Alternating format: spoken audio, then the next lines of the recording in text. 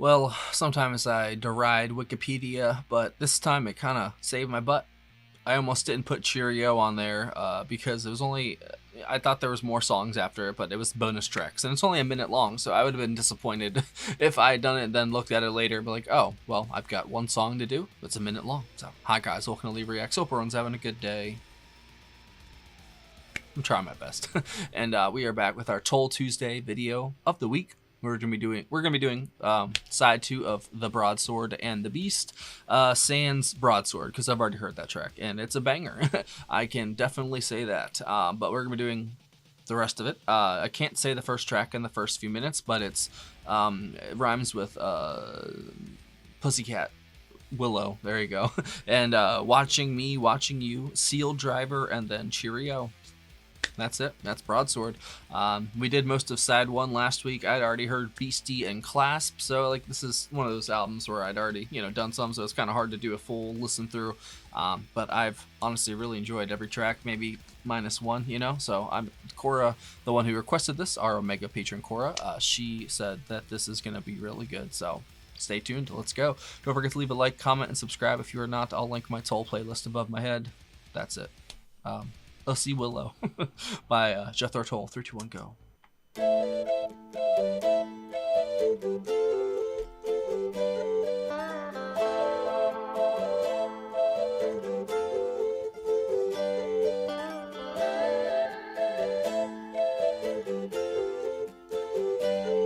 In the half-tone light of a young morning, she sighs and shifts on the pillow, and across her face dancing the first shadows fly to kiss my pussy willow. You can feel the 80s in this one. Fairy tale world, she's a lost soul singing in a sad voice nobody hears. She waits in her castle of make-believe for her white knight to appear. Pussy willow, down Furland Avenue, brushing the sleep from Okay. the young woman eyes, runs for the train. See 8 o'clock's coming, cutting dreams down to size again.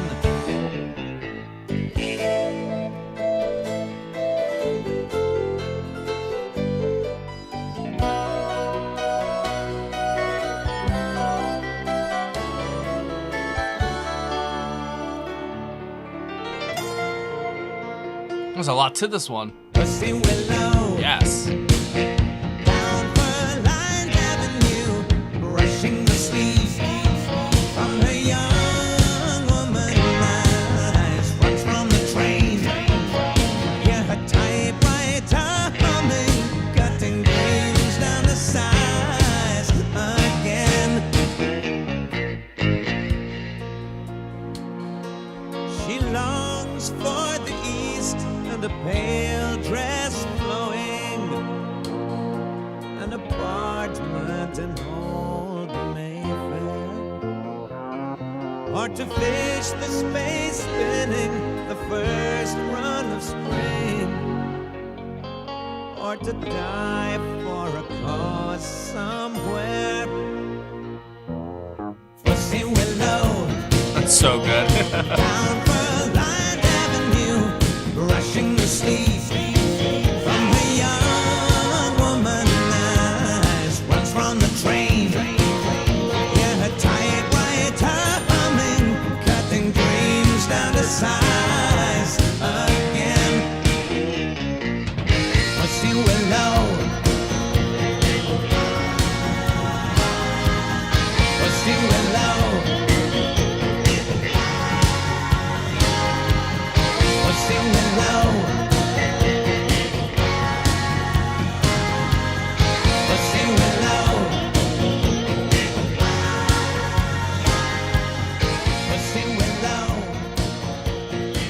That was the perfect ending right there, actually. That's like literally the most perfect amount of a song I've ever heard. I definitely wanted more, but that was perfect. That's crazy. Watching me, watching you.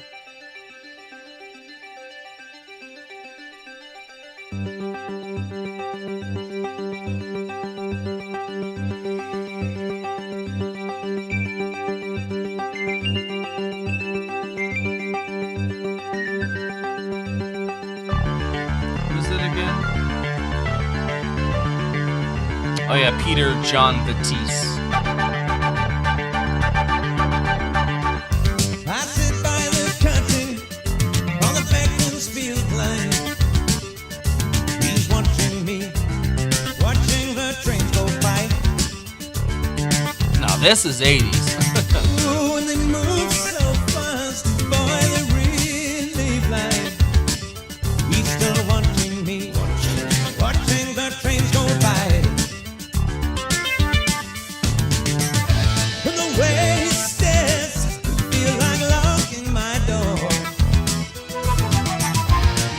My phone from the wall.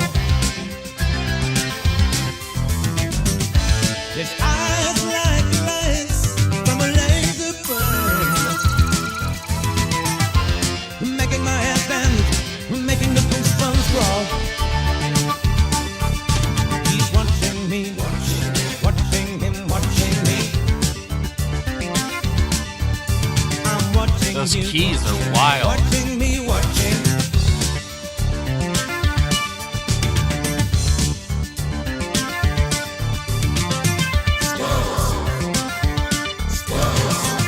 At the cocktail party, with a box is in my hand, I feel them watching me, watching the girls go by.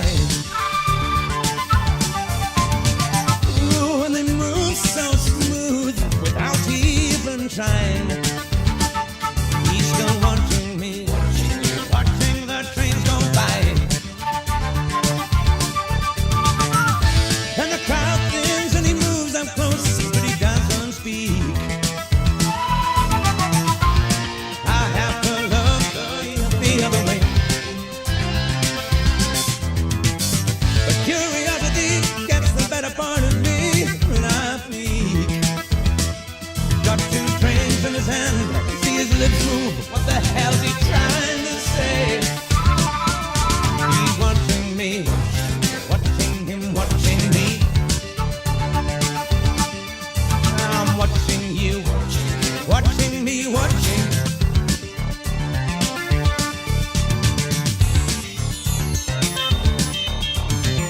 Whoa.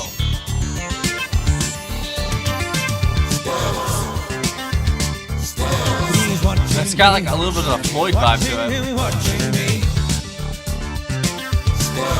Oh, he's watching me, watching the trains go by. He's watching me, watching the trains go by. He's watching me, watching him, watching me. Oh, he's watching me, watching him, watching me. Watching him, watching. That was really good. Seal Driver. I think this is the longest one out of the bunch. Isn't this is the last song other than the short one? Yeah. This is it.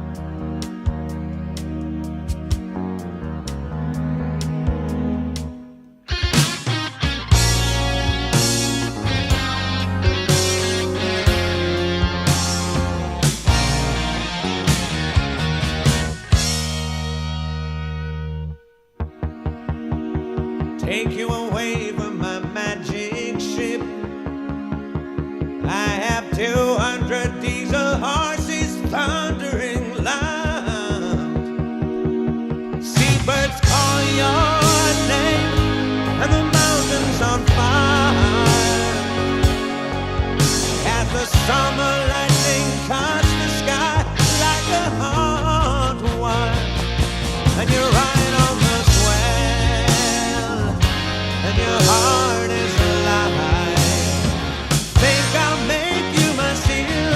electronics mix so well on this album with the rest. It's so good. I'm no great looker, I'm no fast chase. I'll give you a steady push on a 6-knot simmering high tide. I can hold us down, keep our head to the wind, or let us roll on the broadside called spray flying in. And we'll ride on the swell, and our hearts are alive. Let me make you my seal driver. I could captain you if you'd crew for me. Follow white flecks spindrift, float on a moon-kissed sea. There's Martin.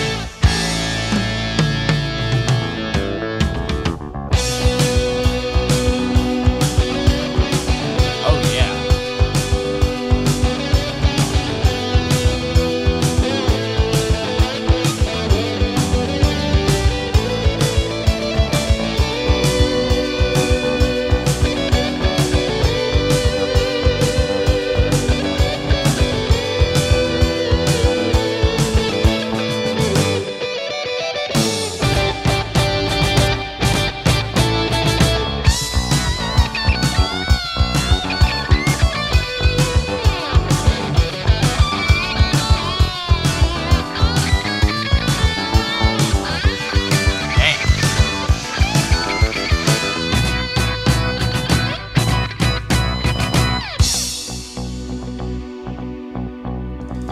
Their transitions are so well done.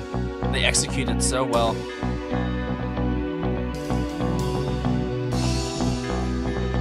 Ian is the master.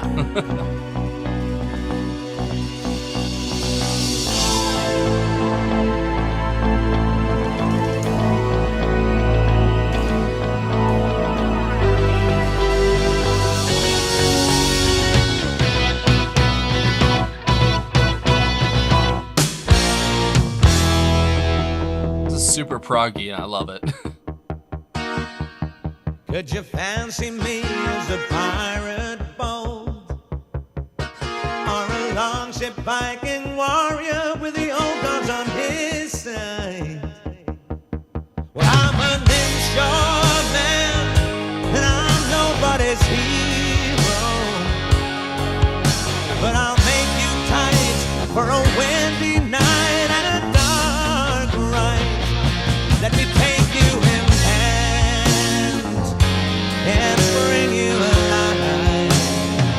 Going to make you my seal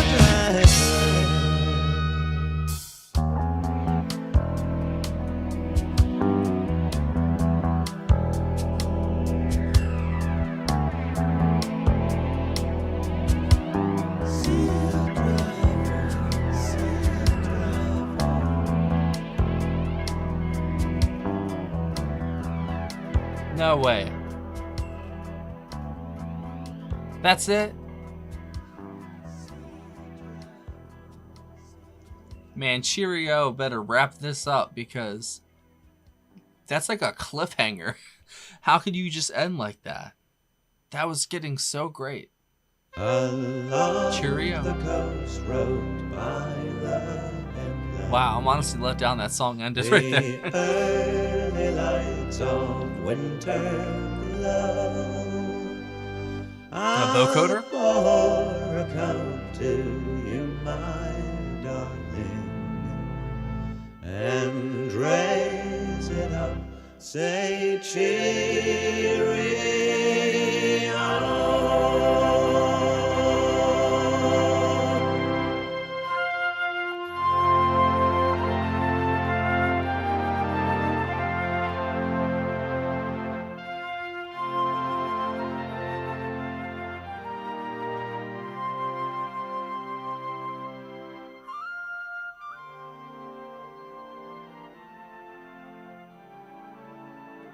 Wow.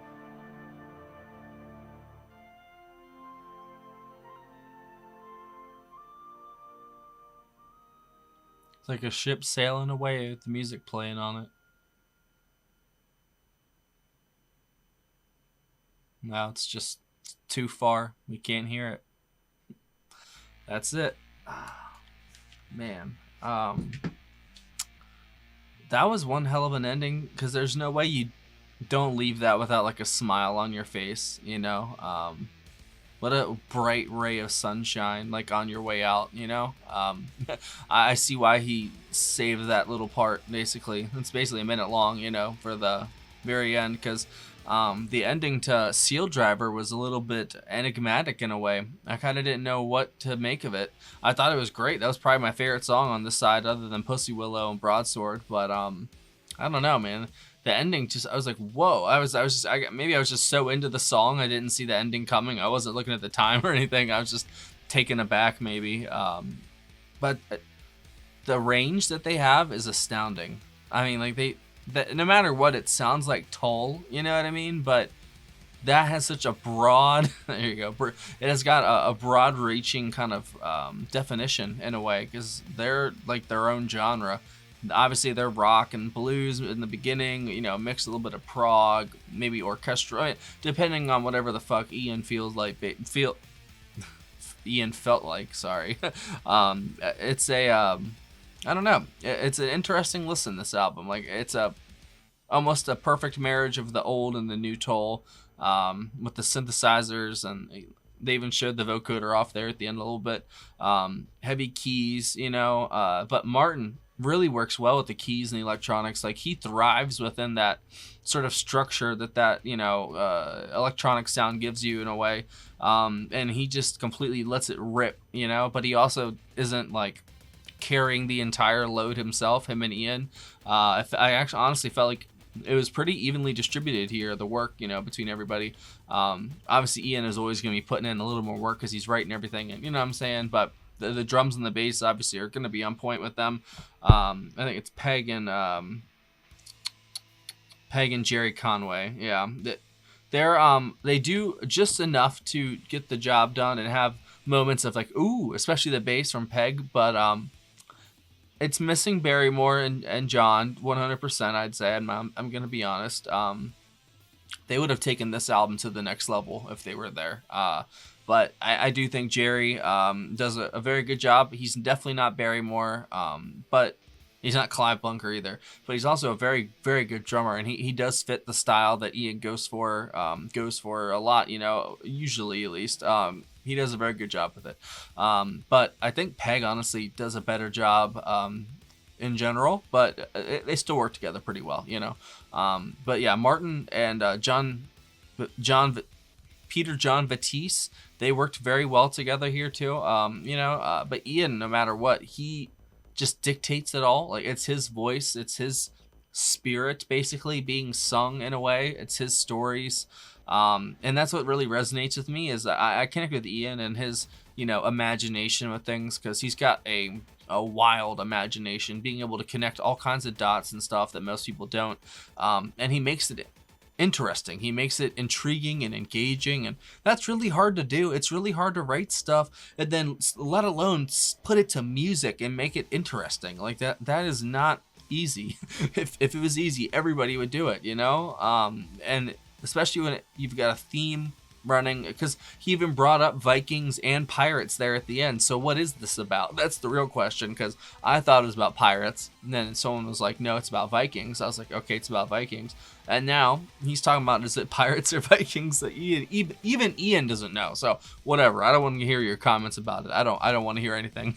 But no, seriously though, that was a great side of music. And I do obviously remember Broadsword. That's like the one song out of the ones I did hear that I remembered. I think that and Beastie.